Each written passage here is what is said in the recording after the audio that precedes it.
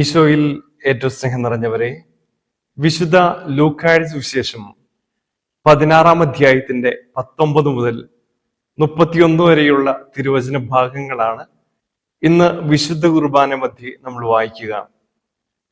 യേശു പറഞ്ഞ ധനവാന്റെയും ലാസറിന്റെയും ഉപമയാണ് ഇന്നത്തെ സുവിശേഷം. പേരില്ലാത്ത ധനവാനും പേരുള്ള ലാസറും. യേശു പറഞ്ഞ ഉപമകളിൽ പേരുള്ള ഏക വ്യക്തിയാണ് ലാസർ. എലിയാസർ എന്ന പേരിൽ നിന്നാണ് ലാസർ എന്ന പേര് ഉണ്ടായിട്ടുള്ളത്. ആ പേരിന്റെ അർത്ഥം തന്നെ ദൈവം എൻ്റെ സഹായകൻ എന്നാണ്. ഇവിടെ ധനവാൻ ചെയ്ത തെറ്റ് എന്തായിരുന്നു? ഒരു തെറ്റ് ചെയ്തതായിട്ട് നമ്മൾ സുവിശേഷത്തിൽ വായിക്കുന്നില്ല.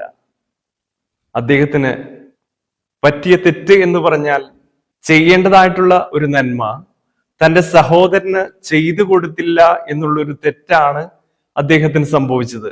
അതുകൊണ്ടാണ് അദ്ദേഹത്തെ നിത്യനരകാഗ്നിയിലേക്ക് എറിയപ്പെട്ടത്.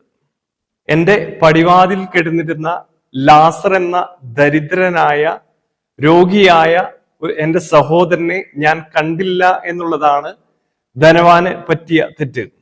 ഒരു തിന്മ പ്രവർത്തിക്കുക എന്നതുപോലെ തന്നെ ഈക്വലി പണിഷബിൾ ആയിട്ടുള്ള ഒരു കാര്യമാണ് ചെയ്യേണ്ട നന്മ ചെയ്യാതിരിക്കുക എന്നുള്ളത്.